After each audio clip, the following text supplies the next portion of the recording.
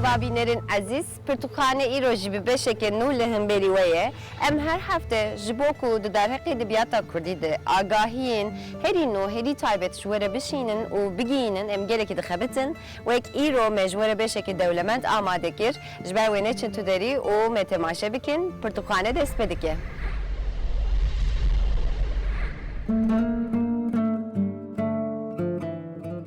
Îro nivîskareke bi qîmet dibe mêvanê me, hûn wî ji çîrokên wî ji roman û ceribandinên wî dizanin, nas dikin. Di edebiyata Tirkî de û di heman demê de wek Kurdekî di edebiyata Kurdî de ji ciyê wî gelekî mühîm e. Nihal cem min Sadık Yalçız Uçanlar heye. Beşî gelek spas dikim ji bo hatina te.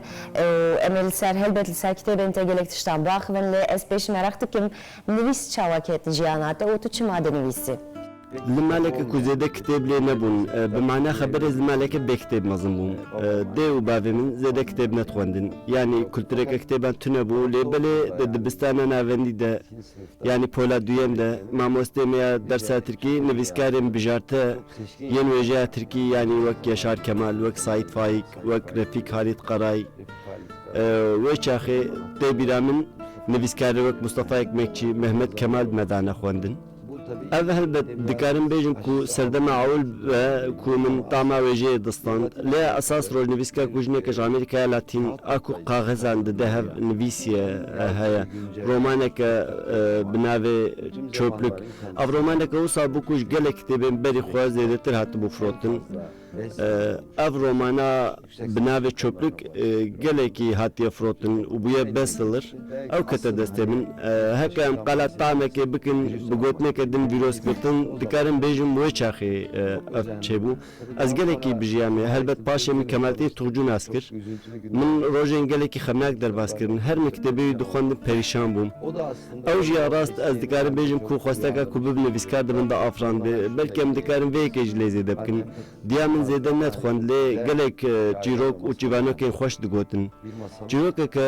كو دقوت هرجار باواي كي دين دقوت يعني هنتشتين جيروك دقهاراندن و باش دزانی بو زمانه خوش بو گلی که کارگری اوی چی بو و بعد میجی سینما یک داخبتاندن لمالاتیایی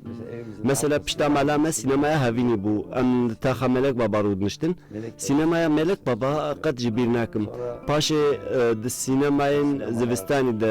د خبتی سینمای مالاتیایی کبن یعنی وکی سینمای شرقی وکی استانبولی و عنقره وان دران من صدام فيلم تماشاكن بخصوص قد جبيناكم وان شبه هاويني لامبين سر پرده و دمرين ام دكتر خو و خيالك و لسر پرده اسبي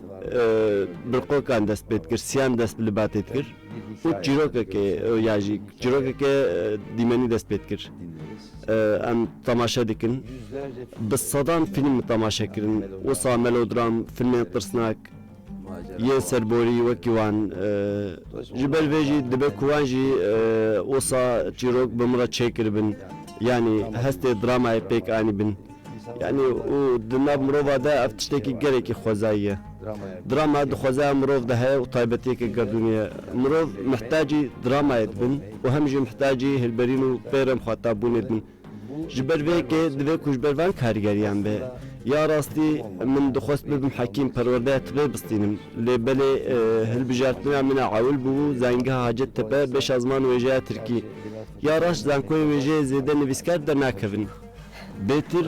جبش هندن يعني جماف ناسي وراغهاندنه مثلا جطبه گلك نويسكار هنا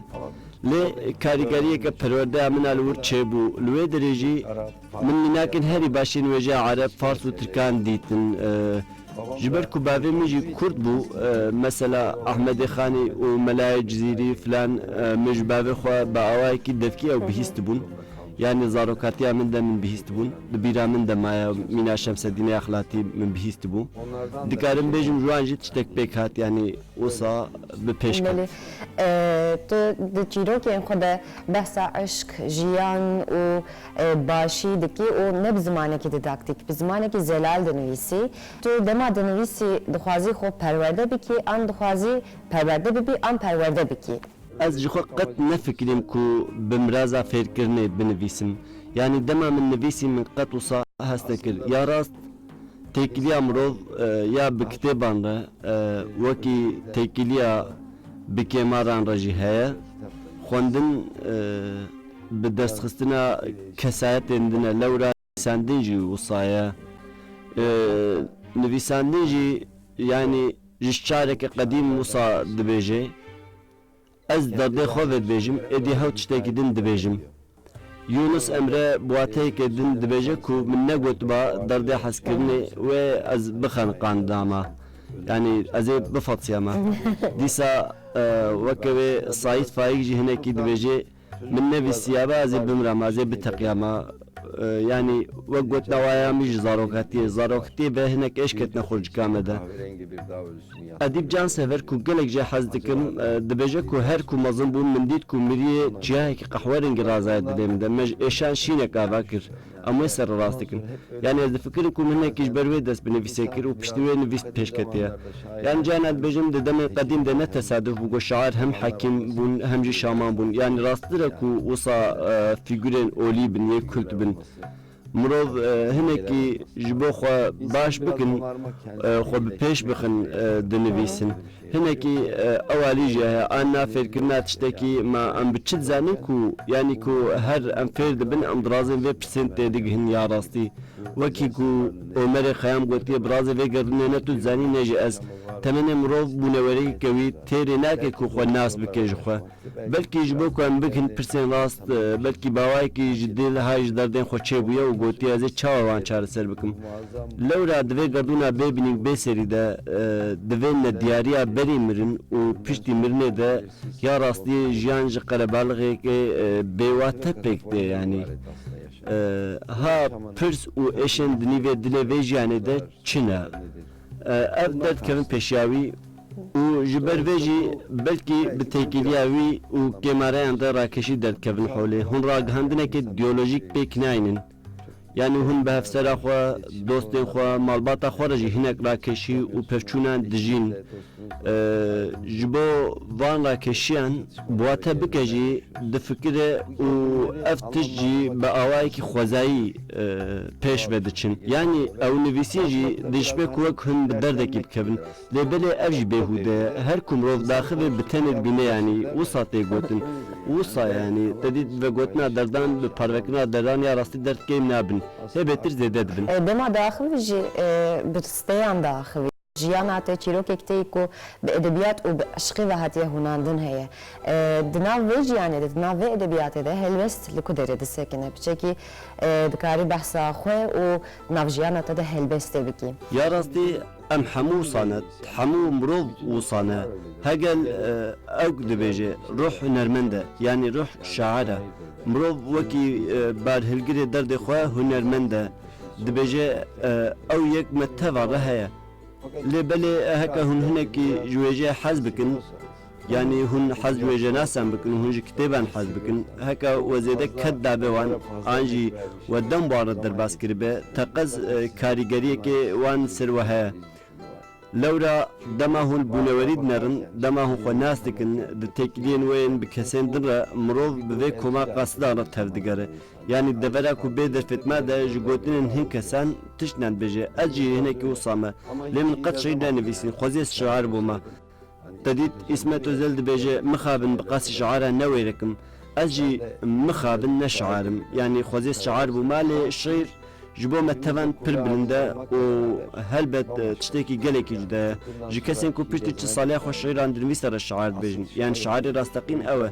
Ji ber wê şîr hinekî dişîbê xwe avêtina şer trapêzê. Ya hûnê bikevin ya jî hûnê ser pêyan bimînin. Yani hûnê 10 salan de, di 20 salan de bidin ser hev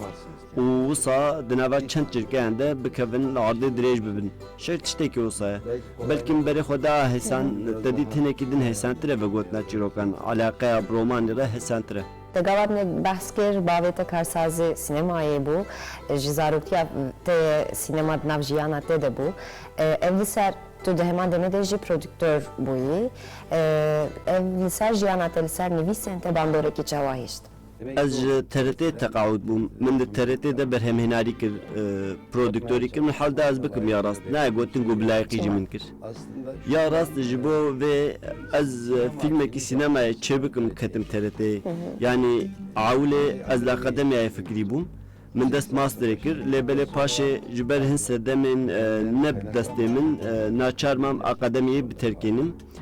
yani az hine ki hatta mavetli derbeyi paşa asket mazmuna ki TRT o hayalekim navu ki çekirna filme ki habu levra au sinema zarokatiya min ve jipen saliya min ve ji sinema kubavi min dan xaptandın Juan Roje kumin luan sinema derbas kiribun ubsadan film karigeriya wan alser min berem dabu tişteki olsa yani ya rastî ji bo min bibûkê evînekê mesela rastî jî ew tiştekî ne cihê baweriye ez hêjî vedgerim wan rojan dema mirovinekî pîr dibe her tim ber bi zarokatiya xwe vediçe û dikeve wan kurahiyên zarokatiyê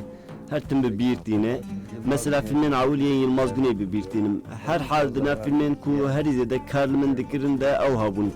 lewra hûn ne tenê li filmekê temaşe dikin wî kulturek ji pey xwe de ava kir hûn wê temaşe dikin lewra Yılmaz Güney ji tunebûnê dest pê dike û bi keda xwe tê cihekî dema hûn temaşe dikin hûn wê pêvajoyê jî difikirin mesela Ayhan Işık her tim dina mala we de belgîn doruk mesela filmê tirsankiyê wan ewl dikilin li gel me kabus hebû heke gotin dicî de bê mîtên tirsê hebûn pêr abok yek ji van e tiştekî wek wê bû yani mesela pêr abok zarokatiya min ve hebû belkî ji bêtir jî vegotinê diya min wisa bû تدیت اف پیر آبکته که زبا پیرکن نو ولدی درد خه و دخه و دچراوان ددجی پاشه من فرق کنم سه چروکه سه پیر آبکان نویسینه حتی جاره که من تلفنی که اروگو کر او جوان کارم فهم دکه باش فهم که من گفت که کو اف پیر آبک چه گفت او که پشتی ولدین جنک هن تشتان دجین جهلا روحی و فیزیکی و گوهرین در باز دکن دوی پیواجوی ده کابوسه که و کودرد که به حوله یعنی خون رشک که پیر عبوک جبر وینا خیالان دبینن یعنی لبله پیر عبوک هجی دجی از جی باور دکم هجی کو اوکی بونوری که هیا نها سینما درفتک او صادته لورا دیت باریه ننویس که آنجی دفکیه هلبت راگاندرا یک بیک آب دفکی گلی کی گرینگتره یعنی جعلی فیزیکی و جی اف یک وصايا دما دف داخل و مروف تماس بکه اخاف نخو هیس بکه لچاوی کسی لنبر خو بنره اف تشتکی گرکی گرینگه اف زمان رگانه یا راست زمانی کی گرینگه مثلا تلفن زمانی گوتنه بی بدنه تلفن هنه کی مدیای جواکی گو چاپ بکتن و کنترول سرتونه کو مثلا بیتر جشورا مروفان تید درکه بقولی آنجی اگویان وان خول دور ده دیار دکه نها سینما و تلویزیون جی زمانی کی دیدباری و کاریگری لهستان دکه راست و گله کی کارته کره یا دیجی بخواد خسنا جه شعور امروان ده دیار دکه ابجی گله کی بالکشه yani o خود دخن دو سوان و هم بوان دبن یک تدید تخوازم شانو اپیک و وینا آوا بکنه پیک نای جبر ویجی او فیلمی کو تماشا کربون او جرو که پاشه مل ترته کرن بلگه فیلمک بلند اورانه کو گرک ساله اندریج جبو یشی چمه جهازاری زیده تر سنیاریو و جروک نویسینه بلگه فیلم خو چکر امپیر خبتین ویجی بیر کرن بکیجان فیلم نویسینه دم از به حسیان به چوا و جروک نویسینه او karakter افرانز گلکی شاشوازدن yani mesela sahneye gırtma pavyonu he خاله من رحمتي قبضاي بوج قبضاين داوي نجوبو جار جارنان مدبهيت ويج بو درگستيات خو ديامن دغوت كو يمديسا پاويون كريكري يعني وصا چه غازينوي درگستيا خورا او درگستيا خو تنه هن هر تنه غارسونك كمانجنك تنه اوقاس مثلا جوار دبجم چروك نويسي برهمينارك بناوي طلات ارتمل هبو ويناخوست حتی نوی آرتیستی خود گفت هویا قوچی جنید ترقیم گفت دیه فیلم که بینی بیلیسه من نویسی من بر دما خوند رابو سرپیان یا تو صحنه پاویون نویسیه که کو گازینو چقاسی باید تو زنی من گفت تکا گوامه چاره سر بکن اون سناریو گهارند لهندر معنی جره گفت ها پر خوش چه بی آفرم من وصا کرد درگستی خود به گازینوی تنه گارسونک هیا و ماسایک هیا و کمانجنک هیا ji dergistiya xwe re dibêje ji bo ez çavê xelkê vedizim min gazîno girtiye paşê min wan tiştê wê sadece yani esveri ben tiştan bûm mesela ev yek wisa İbn Arabi dibêje ku ev gerdûn ev hebûn ev kainat xew xwedîn û hindizan pêxemberê me jî dibêje jiyan xewneke dema mirov dibin şiyar dibin niha Yunus Emre jî wiha dibêje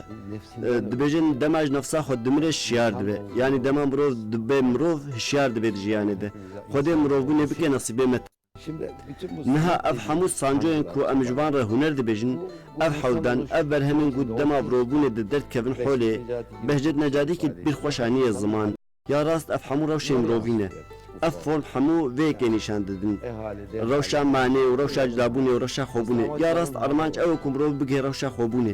ya rast min nivîsê ez pê hesê em ku ez tenêbûnê bi dûr dikevim lê di hin metan de em dikevin rewşekê bi tenha de xwezî me her gelî bikarîbiya ev bikira Tu xeyalên xwe yani te gavad negot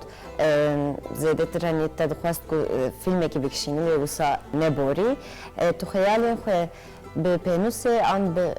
kamerayê baştir vê dibêjî yani kamera pir seket pir zehmet ya rastî yani dikare were gotin ku kamera cûrekî pênivîsê yani ez her ji derhenerê nivîskar bawer dikim û filmê patronan jî her ew derhenere yani pereyan berhemener didêlê sînema karekê aborî teknolojîk û pêşesazî ye helbet derhenerên dîtbarî hevalên me kameraman li wir wezîfeyê xwe dikin dixebitin performansekê nîşan didin lê ya rast yek û film çêdike û dinivîsê derhenere yani wekî hobî bi sînema re aleqedarbûn nabe yani gotineke kevne heye ku ez jê hez dikim gelekî yek ku dest bi ev ji her tiştî dest ji her tiştî berdide divê divê mijarte mirov baş bifikire belkî li vê derê min hinekî wêje hilbijart ya rast dîtina maneyên hesane lê di nav şert û mercên TRT ya wê demê de çêkirina filmê sînemaya an jê televizyonê pir zehmet bû ya dî jî ji ber ku cêya awil bû ez hatibûm tayinkirin li wê derê me ez derbasî perwerde û kulturê bûbûm lê ya rast min drama dixwest ji TRT derhenerên pir baş derketin wekî rehmetî Okan Uysalêr mesela ew nû çend derbasî dramayê bû gelek filmê xweş çêkir xwezî min jî bikariya filman çê bikim min çend heb senaryo nivîsî senaryoyê kartofîlman lê nikarim bêjim ku min filmek çêkiriye yanî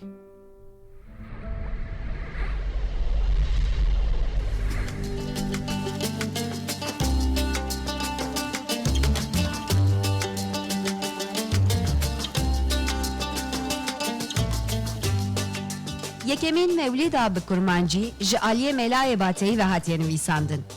Melayê Bateyîyê ku ji eşîra Ertoşiyan e di helbest û mevlûda xwe de bi navê Bateyî bikaraniye. Bateyîyê ku di nav nivîskarên Kurd de wekî klasîk de hesibandin, di berhemên xwe de Kurdî pir baş bikaraniye. Ew hem alimekî pir mezin e, hem jî şaîrekî pir hosta ye. Di seranserê jiyana xwe de bala xwe daye ser meseleyên civakî û ji bo ku zarok û ciwan berwerdeyekê baş bibînin xebatên gelekî ji dil kiriye. Berhema wî ya herî giring bi zaravayê Kurmancî Mevlûda Kurdî ye. Ev mewlid nav edebiyata Kurdî ya klasîk de mesnewiya herî giring e. Di dîwanxaneyan de û di mizgeftan de mewlîda herî zêde hatiye xwendin û meşhûr bûye ev mevlîd e. Ev mevlûda ku Melayê Bateyî nivîsiye di medreseyên Kurdan de piştî Qur'anê bûye kitêbê rêzê. Mevlûda Kurmancî pesindayîna pêxember e. Di nav Kurdan de her çi qas di ser re bi sedan sal derbas bibin jî di merasîmên dînî û di dawetan de hê jî tê xwendin. Vê kevneşopiya xwendina bê navber rê daye ku ev berhem heta roja me ya îro bêkê masî were. Bu saate texmin kirin ku berhem di sed sala panzdemîn de hatiye nivîsandin. Lê ev mevlid di sala 1905 de cara yekemîn li Misrê hatiye çapkirin. Roja me ya îro gelek çapên vê berhema mühîm hene. Ji bîr nekin, di pirtûkxaneya xwe de cî bidin vê berhemê.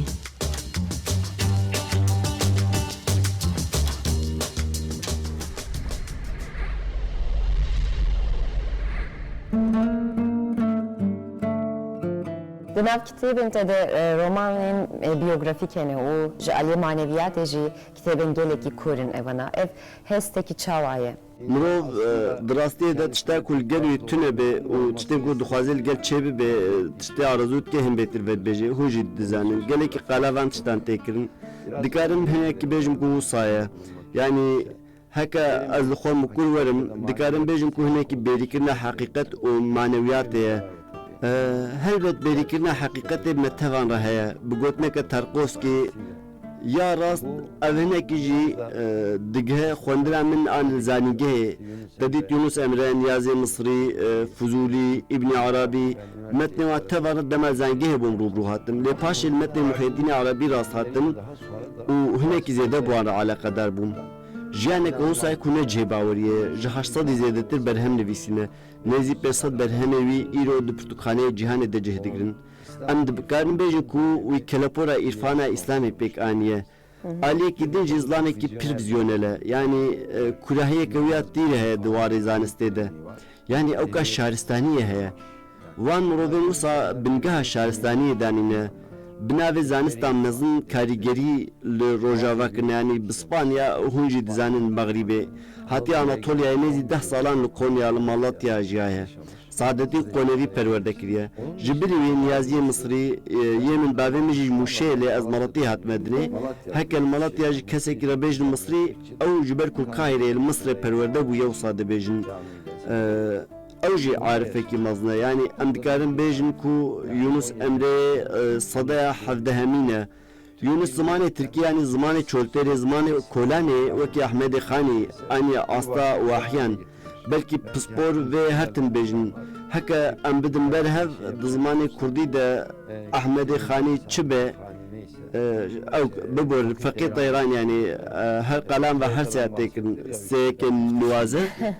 فقيه طيران چبه يا راستي يونس امرجي زمان تركي ده او زمان فارسي ده جي برانبري بهنه جيانا يونس امرجي گلكي كاريگري من دكر نيازي مصري 15 سالان للم نيوكي مشختي جايه دلنگوي ده قيدك 18 کیلو پشت 6 سالی خود تمنه کی پر بیش کشاندیه هک گوتم بجی بهم دکارم بیجنو کی ایلو کی و سای کو دکاری جسد خوش کندهلن باویجی یعنی وکی طیر کی براتل اسمان بلند دفره من جیانا وان کربنگه و من تشت نویسین yani از نکتم ناب دیرو کی و مجیانا وان با اوای کی کرونولوژی کی نه نویسی مثلا من یونس امره وکی تزا دکتر ہے دناب جانا کسی کی کو بخوازه مجاره یونس امره بکی تزا دکتر ہے من نویسی مثلا کسی کو دکتر ہے بکی دمه که خواه نخوش ده بجنا خوره لحب ناکه لبر هف بردانینه و گله کشینوی هنه و چاخی نیازی مصری ناست که دخوازه بیونس دست بکه لبل ماموستوید بجی نیازی مصری چه بکه Mehmet karaktereke roman ibnave anka qalavid ki o jaliye ki ve jiyane niyazi Mısriye hicmendiye kedin jiyane kedin dema ferd be bijiyane xore hin tekiliyan debine u van tekiliyan dici İbn Arabi usan ne bu İbn Arabi ibnave gezgin roman eknevisi bu o kitaba min ya hari zede zamandan atı bu çapkın min jiyane İbn Arabi rastaras jinav jiyanavi ve got yani jixwa jiyanavi ev bu veki ve gotna جیروک که بو گلک دانه اوتوبیوگرافیک هنت برهمید او جمرو وکی گروک یعنی پیدا گروک نتنه دوارتا کل دورن جدا ده بگاره او نه کسی که اوسای کل بازاران و دولتان دیگاره نه خود دیگاره و پیغمبر مجی دبیجه کو لجهان وکی کو تروی کی بیانی ببجی او کسی که اوسای کو وشی وازیدی یعنی بله امدکار وی بجن ابن عربی لوتکه عن عرفانا اسلامیه ام دکارن بیجن کو و تمامی او علم وشفان پیکانیه ادبی کو اف بک پرمزو خیاده که و من او چما نویسن مثلا دواتا کلاسیک ده خوزی موکی بیوگرافین هنری ترویان بنویسیانا ل مخابن نا از فرق دکن کو من اجبو ویکی نویسینه مثلا هری داوی من yaman dede نویسی بو او جروم قیصریه کره افرانین و یوانه و مروفکی جماعت روم ارتودکسانه ده سالن خورتانیا خود علاقه اوی سر استانبول چید به خونان دبینه مسنوی ادخونه و چو دو سالان مسلمانتی خو و دشری او صادجی یعنی جبو جنا خو کچا خو خمگین نه که ومرباطة خبالارنك ودشوطي باشا جزلام رد بيجن يانان دادا من جياناوي ويجوري قلقي سيروري لي أشوم قيسرية دجوريا فيلمين متراج كورت دابوم لويدري د پشبیرکا فیلمان ده ایواری امر بو خوانه لقناغا یمان داده من یمان داده بهیست بو لبله لوی قناغ طوفه کتبو دلی من ده پاش از وگریم وکی کو او بو به یعنی یک سر اجوی که خوزایی من چافکانی سر یمان داده خوندن با اوای کی سر دانه من کت سر هبلو ده دما دنویسم كوتشكي روحي ديكم يعني حاج دستي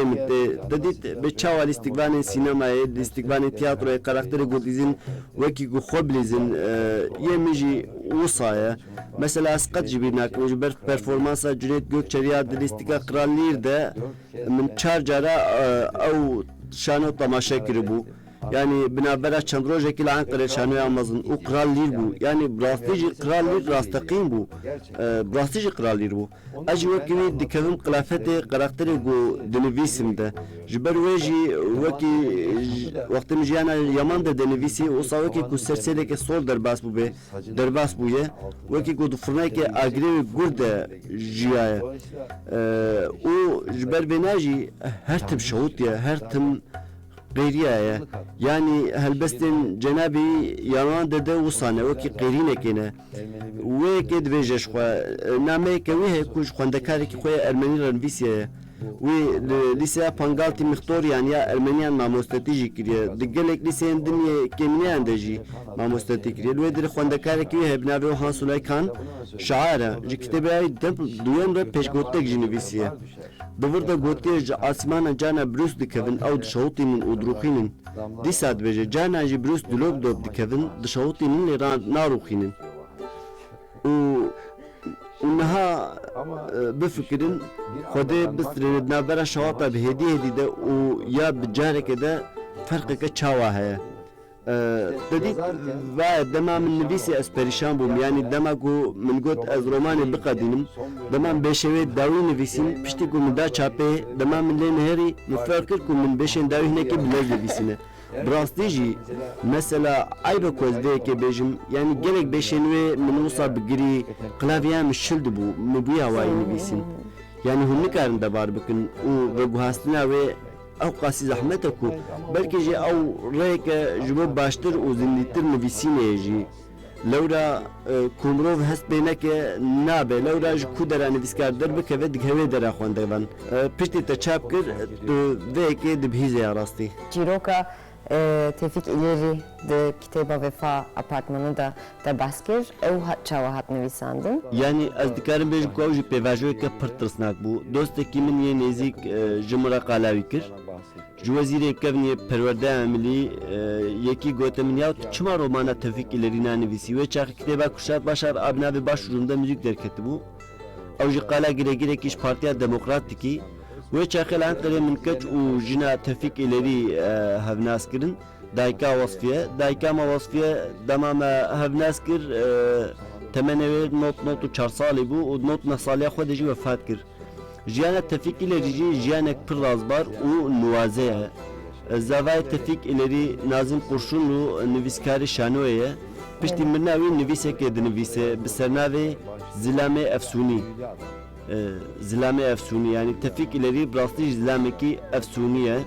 ev zilam wisa 49 salan jiyaye û bi qas 17 salan endazyarî kiriye ji dewleta xwe re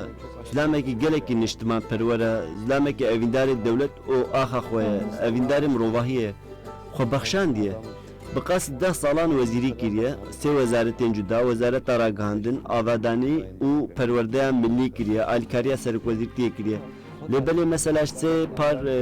kitêbên wî parek kitêb malbata wî dane min jî mala xwe kitêbxaneyeke Tevfik İleri çêkir niha ez wan dinirim mesela kitêba Awiliya Fazıl Hüsnü Dağlarca imza kiriye kitêbên Arif Nihat Asya romana Awla Atîla İlhan mesela wisa gelekî balkêş e û Tevfik belki hemû kitêbên wî هاتنا خوندن مثلا کتاب کلاسیک روجلات و روجاوا و حسن علی و جلدابون چاپکن هاتنا خوندن لورا اتزانم سروانات تبني نفيس يعني كسكي او قاصي زيادات خبته وهرت الناف حولدان ده ووزارة كريا وبروجا برابواز چیاویه حفت بنداف چکرنه ری دبستان سه حب زنگه ارتدو قردنز و ارزروم آتاتورک اف زنگه هوی چکرنه دبستان لیلی و ین حرمی و هفدو و چاخی شانوین دولت اوپرا و باله ارکسترا بوی وگری داینه دما وزیرتا پرورده عملیه و باشکرنین بمافوانی تاکه کسی وگری دای وی پیکاینه تکلدانین تفکیلریه به هنر و ادبیات یا راست از گلکی شاش واسشت بوم یعنی هجی به تمامی من سر کتابی وی لکولی نکرده هین من نقدانه جار بجاران دمالوان دنرم دکفنا ارجنگی ده یعنی مثلا هبونا دفتراویه هلبستان کاریگری که باوای که دل من دکه کچاویا مزون نشانیم داو سابتر کف بویه قط هنک شعرین شاعرین روجلاج روجاواج ترکی لوی دره تومار دکه و مثلا دما وزیر پرورده عملیه دمانی روتی مال خوارن بخواه دبیجه ام للصحیه عن قره دکره درود نشتن دهات خوارنا خود خوار عبادت دا خود کنو پاش اجمار شعر دخوند وصاد چو دگوت که چک نوار نجوار الشعر که بخوینم و دفتره خوفت کرد وکی هویج دیزانن نامه دویجه آمه ده دویجه جهان ده یک جوره سرکه yani جوره کی ویجهیه قاده که زمان نامه نامه نیهنه ین کش سال 1931 و 32 و نویسینه و بخصوص بهتر درگستی خو جنا خو دایکا موصفیه را نویسینه دوست خو اجدارو که خو نامه کو نویسنه و روز نویس کی هنه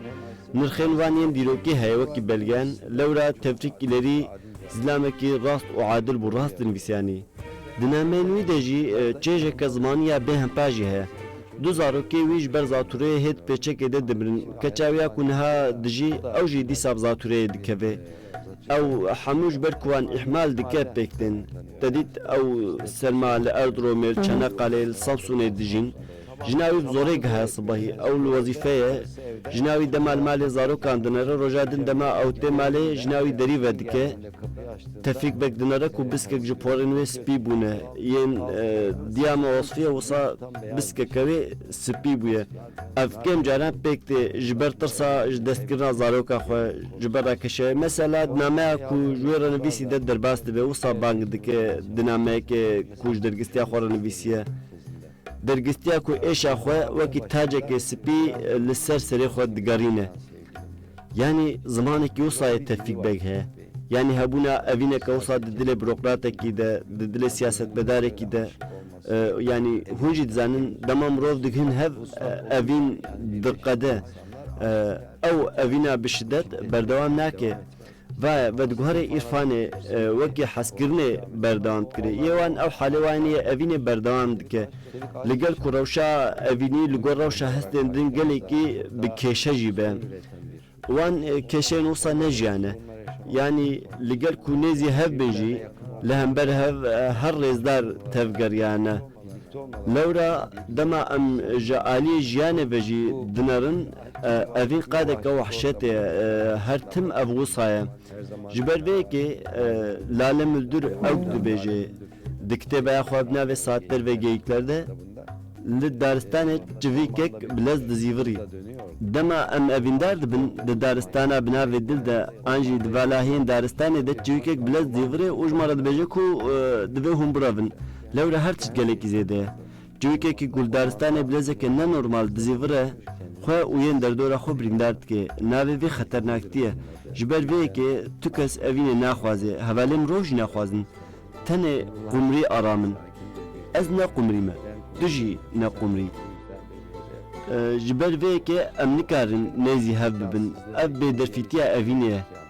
هلبسبانن ikinci yeni ve pır baş bebejin ya rast emqala azmuna ke dikin ku veji darokar derdixe dema emqala tevfik ileri dikin na halbet ne kim roveki ku hizmet ji bolati xo kiriye min ala qadar nake او جي تشتكي پر بقيمة اللي عليه كويه وصاجها تفيك ileri çlu nehsali miriye yani havdani kudna vya amri günde girne hizmet berhem taybetiyavi او فرasetawi asar zaman دما كمنامه خوندن نخاسمه يجناوي باور بكن فديكر بيجم خو از نويسكارم از وی که جدل و جان دبیجم من نکاری نامه که وصاب بنویسم حتی من چند نامه وی گردن و خستن ناف رومانه ده يعني دما بقولنا من دقده ودس بنامه دبه زمان بالتفاهي دقهري دنيا دقهري إقليم دقهري تشتكي جاكي جدا يعني ومثلا زمان نامه كود صالح 1990 ده نبيسنا أوقع صديقه مثلا دما الأرض رومي وظيفة خود که اندازیار کنترل چه قرار کسی وظیفه هفته که ما ده حد نامه نویسینه لینه ده پسته لورا و دسته مها فلان ده بچین و بخواد ده روزه دن وگره نامه بخورد دینه و ده هفسر خود بجه وظیفه من نوجه نویسینه نه نامه که کجبو نویسی ده بجه کو و تاریخ عرضه بفهمی بگره ام چون ملا دوسته کی پاشه لطنبوره دن گلیه که فهمی بک سترانه که بکتاشی خوند بجه کابنرن به چقاسی خوشه عین وصاد بجه یعنی دبجه گله و نقطی نستریوی گله وقتی ای دچلمسید بجه وصفیت تو هزنی کاری مجهر وقتینه لورا حسکرنا موکی ستر کنه و ستر بداوینه لرومانی کوی سرلمهاتنا نویسین بنارن زمانی گله کانجه نای خوندن خورتنی رو کو بخوینین فهم نکن لدما بری خودت نامه تفکیری زمانی که وصا وکیه یونس امره یونس بجه ام هر دم نو ودجن ما کی هجم عازبه افشیری که پرزن دیه تزه یعنی طیبتی که ویا وصا هکو هر چقاس دم دبوریج تزه بینه لوراتی در روح هیا گیان هیا مرو بخواه دلیوی هیا لورات بجن دل بحر دل پراوه يعني البحرية ده شهبة أو تبر فراغان سكري دما أموي روجد نارنجي أم ده باشخاناوي ده وي زماني دبينن لورا أز بتفيق إليري را على قدار بوم باشا كومن تفيق إليري ناس كريا ويا أفجي يعني وصا ده ديرو كي دمانا ده ديرو كاميا نيز ده خودي عزبونة كينا أم نكارن وكي دانه كارتوغرافيك أنجي أركيولوجيك لفينا بنارن من أو وجهز ناف جيانا خوا و از گله کیجی فدیکار در کتم مثلا از هم برهف سراخ و اوقاسی کبار تفگرم آنها از وصا وکی درگسته کی تفگرم آنها مثلا مبقاسی و حجیت کر یعنی خود اوینه که وصا بکه نصبی متبان لورا جمع مستی که ما پرد پرسن ما مست اما چاب بن مروف اما چاب بن مروف کی باش اما چاب بن نوینه اما چاب بن حقیقته دما از بشفر اتزام من قلت يا ربي از بنيتم افندارك تب من تاخذ ذكر وراتزام لورا دقردونا كبي افندا لم يمكن قلت ببي مروف يعني بعد عثمان كمالي وصاد قلت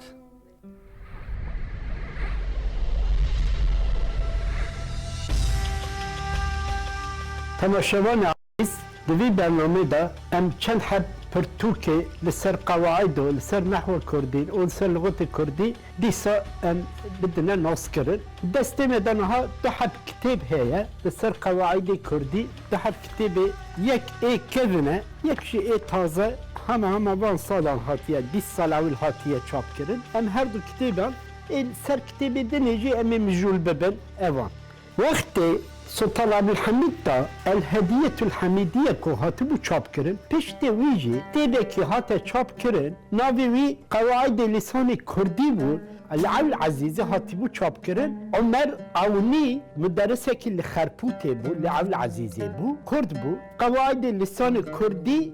کتابه که چاپ کرد ایجا لسر وی نوتو 8 روپل او کتاب چاپ کرد بود پشت تیبا زياد الدين الخالدي كو الهدية الحميدية وي كتابي تشاب كربوها اللغة الكردية عربي بو بشتوي او كتاب لخربوتي لاول عزيزي هاتبو تشاب كرن جو طرفي اوكي عمر عوني بشتي عمر عوني جي بشتوي عمر عوني خربوت اوكي شهر كذن اي عبد العزيزية خربوتي قواعد لسان كردي اجا سر قواعد زمان كردي بالتركي قصة كربو أبي كتابي الكتاب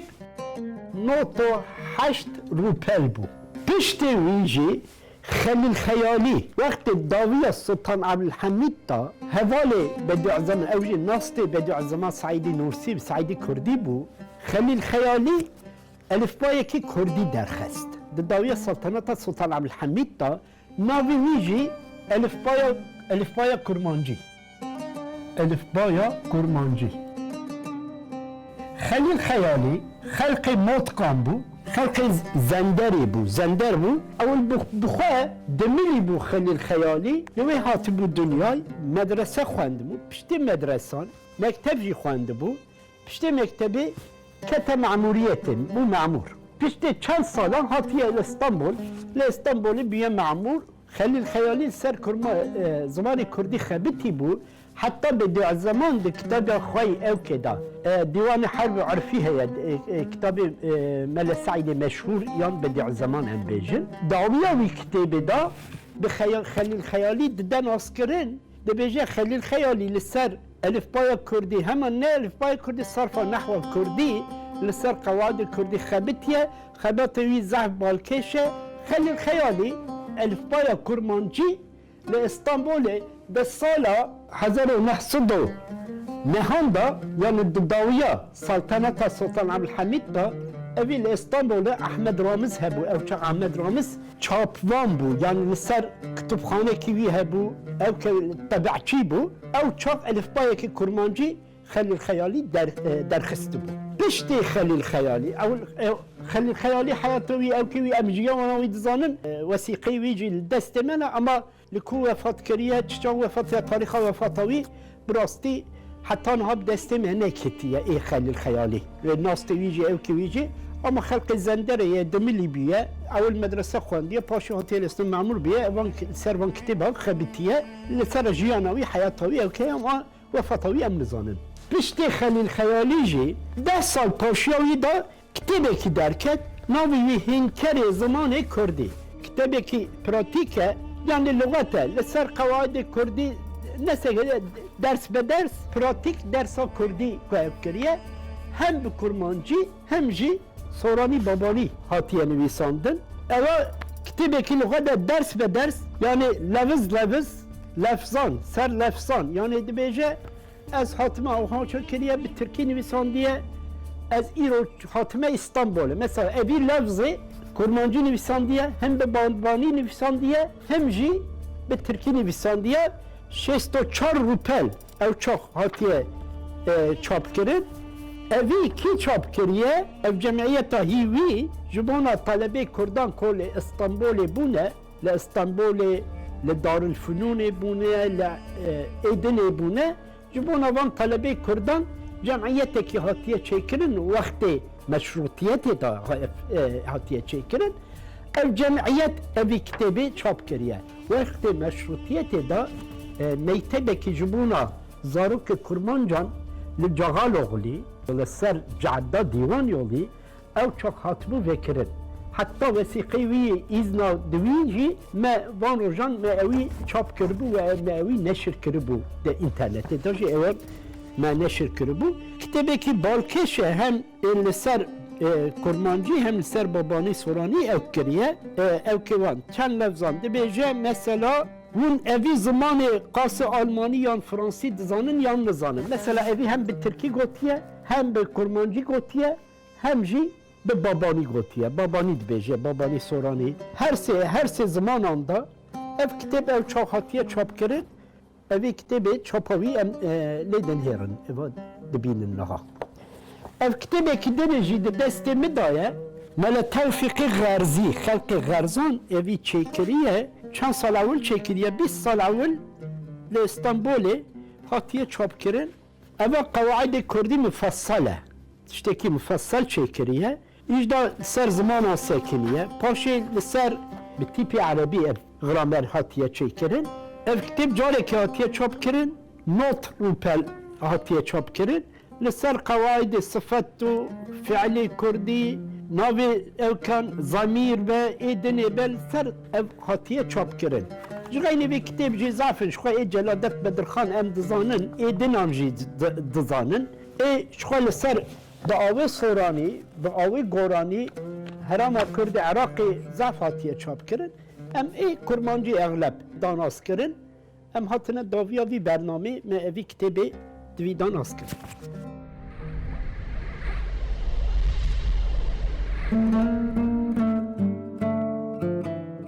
عشق مفهومك geleki kurem saat am baxivin naqede lem hedi tendaviya bername ya xwe ez dixwazim di sê pirsên din jî hene dîsa mefhumekê dibêjin İslamcı edebiyat dikarî biçekî behsa vê bikî İslamizm di dîroka me nêz de derketiye holê di dema tanzîmatê de hatiye amadekirin û paşê di serdema komarê de sîstematize bûye û heya îro şax vede û aliyê wê polîtîk û jêla di vê kulturî civakî jî heye û wê jê hunerê jî dihewîne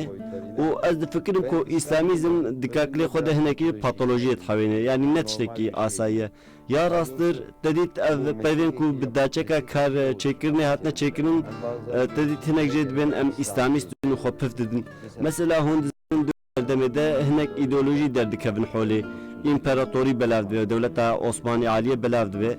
ve İslamîzm, Türkîzm, Rojavayîzm ev gotin hemû ya rastî bi daçekên karçekirinê hatine çêkirin û li gor min hemû bikeşene dema em jalî demî ve li wan binerin dibe ku aliyê wan yê fêde û yê xwezayî hebin lê dema ku em ji bo îro binerin biya min ez difikirim ku wê jêyeke İslamîst nabe yani wê jê nas nivîskar xwediyê fikrên xwe spolîtîkin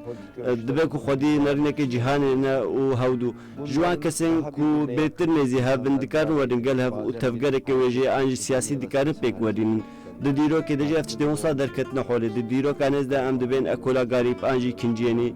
ji ber wan dora genç qalemler millî edebiyat derketiye holê mesela wê jêyeke propagandîst a komarê derxistiye holê heye wê jê İslamîst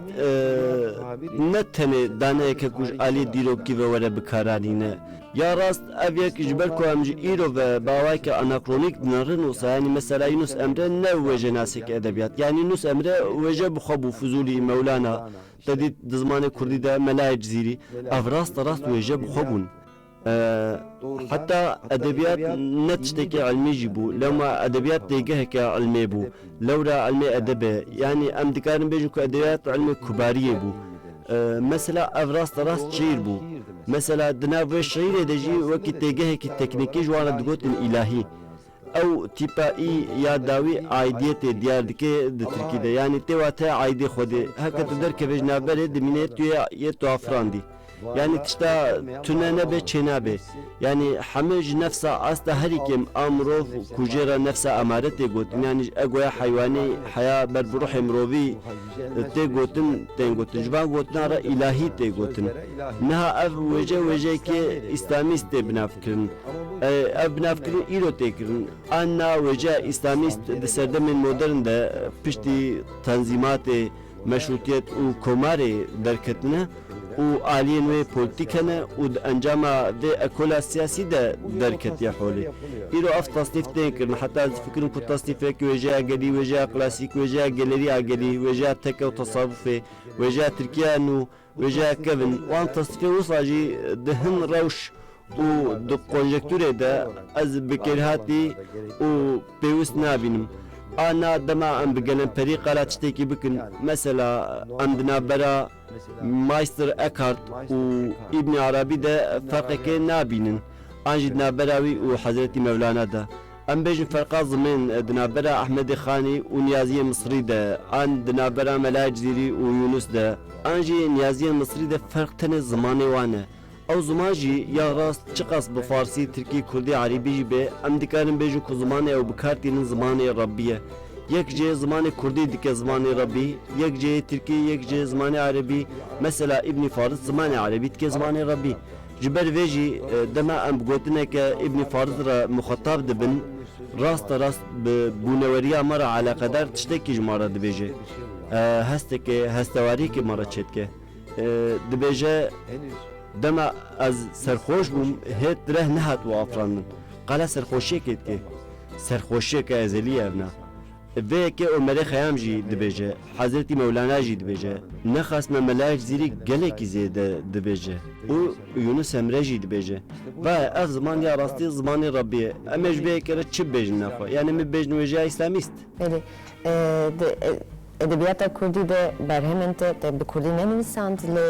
edebiyata Kurdî dizanî û kitêbên te hatin wergerandin em mînak bêjin cam û elmas dem çîroka kalo û filan vêvan di derheqê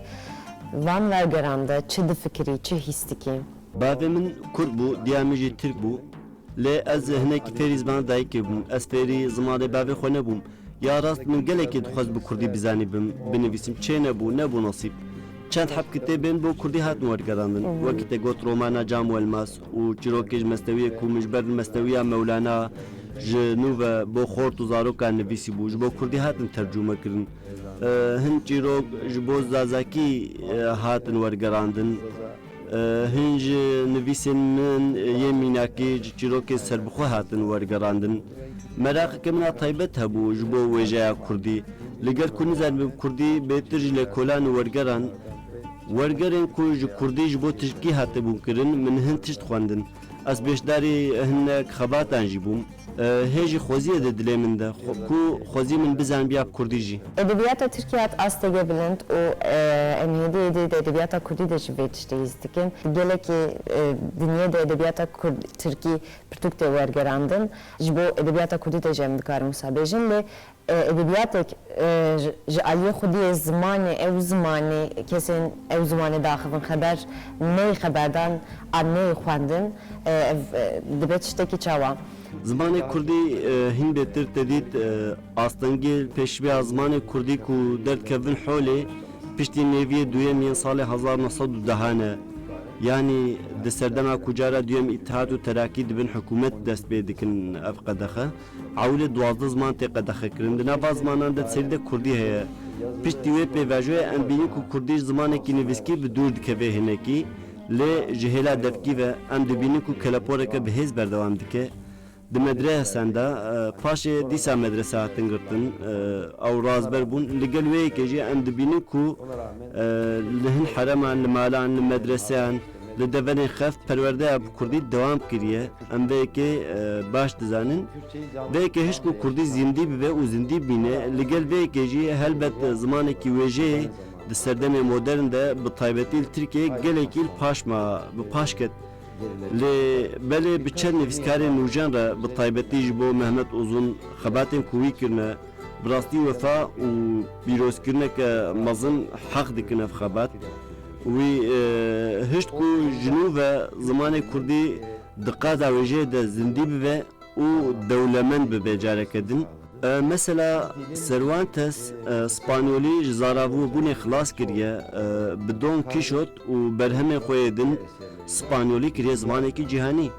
Divê nivîskarên mezin derkevin û înşallah wê derkevin jî. Zimanê Kurdî jî wekî ku di dîrokê de yani em zimanê Melayek Zîrî bi bîr bînin ew kurahiya wî dewlemendiya wî zimanî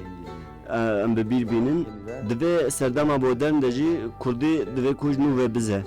Ez difikirim ku ev yek pêk were. Ev yek hem ji bo welatê me hem ji bo Kurdan hem ji bo Tirkan û gelên di ku li vî welatê dijîn û ji bo mirovantiyê gelekî pêwîst e û hewldaneke bixêr e karekî bixêr e. Wek hûn jî bizanin Sadık Yavuz Çanlar di edebiyatê de xwedî ciyekî taybet e hûn ji xwe dikarin li her derî kitêbên wê bistînin û bixwînin li ser înternetê jî de kitêbxaneyan de jî em dizanin di pêşê rojê de xebatên te neqede înşallah di edebiyata Kurdî de jî wê berhemên te were wergerandin. Herî dawiyeke tu dixwazî tiştek bê jî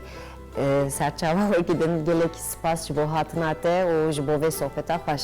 Eyvallah. Ez jî gelekî spasiya we dikim. İnşallah wê rêya bernameya we jî vekirî be.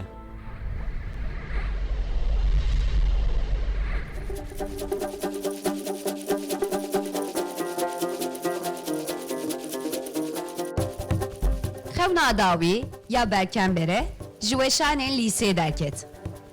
Berkemberehê bi helbesta xwe ya bi navê Mîna Gulekî Êvelî ger bibû here jîna me bi kovara tîrêjê gav avet milkê helbesta Kurdî. Di helbestên xwe de da du eş û gulên vê xakê û wan di tûrikê hiş û dilê xwe de berhev kir, ew bi hestiyarî pehtin û daxilî helbesta xwe kir. Ew dildar û dilsozê dinyayeke gerdan azad, mişt evîn û biratî û bextewariyê bû. Wî her da dû wê xewna xwe ya dinyaya ku însan û hemû giyanewer li ser wê bi bîratî bijîn. ji bo sazkirin û damezrandina vê dinyayê hem di qada siyaset û hem jî di qada nivîskariyê de wek têkoşêrekî cihê xwe girt. Lew helbestên berehî digel hestiyariya dilî dîroka vê erdnigariyê ye jî. Wî êş, jan û kula zaroka hê navlê nebûyî ya ketî ber pêla jehrê li Helepçeyê, gundiyên gundên wan hatî şewitandin û valakirin, karkerên li Şirnexê mayî dibin heza bîra Komirê de, jar û hêjarên li binê guhê dinê jî bi heman rengê jiya. Berkem berehî di jiyan û helbestvaniya xwe de her bû derwêşê êş û işqê û li dor vê têgehê çû û hat û her tişt li gorî wê şîrovê kir. Me îro ji bo we ji ferhenga wê jê du hev peyv hilbijart. Pêşgotin. Nivîsarên berheman di serî de ji bo daniya armanc û rêbat amadekirina wê berhemê nivîsekî datînin. Ji wê nivîsêrê tê gotin. Çîrokên nû. Nivîsên Kurtin qala bûyer an jî pêşnûmayên li gor rewşekî dikin, tên ecbendin û bala xwendewanan dikişînin.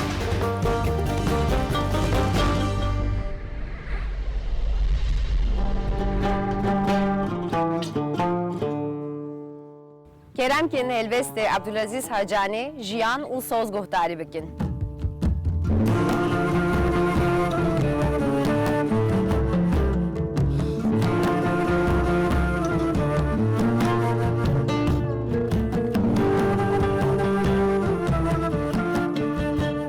Jiyan û soz dilbera min çi zimane ser me hatî jîna şîrîn li me şêla em bûn bendê wê kevnekêra reswa kirîn wek rebenên li ber dêra periya min çi zîrkêtke li me zêra min şext kirîn şwîn mar min şext kirîn şîn werma ji xelkêra nemeşa hingivînî bû da ji me re dawerînit wî hingivê hoz û mêra ji te re dibêjim hevalê qirê nik lê wê herî yê de pisyêra wekî bêra bizina jî dibêjin ne çi bêre torîna min çend sala ez bijîm bi hejarî nabim xizmetkar û bend ji koçk û telarên xelkêra hewce nabim çi lêbûka poçek û qelsemêra dê bin bevil bi nav çavê taşîn betê de vê dînêra bi karwanî ez dê gerim li deşt û şax û şarqurnetê de vê dinyayê nekim çîre nekim çîre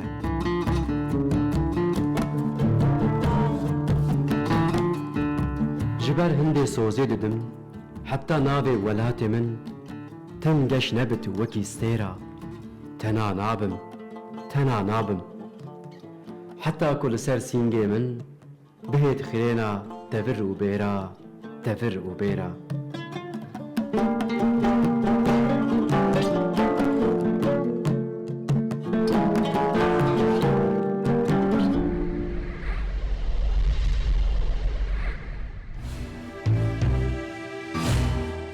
Divê hin pirtûk bên tamkirin, yên din divê bên daqurtandin û kêmên wan jî divê bên cûtin û hezimkirin gotiye Francis Bacon. Pirtûk bixwînin û ji bo beşekê nû li benda me bisekinin. Vêga bimînin di xêr û xweşiyê de. Bi xatirê we.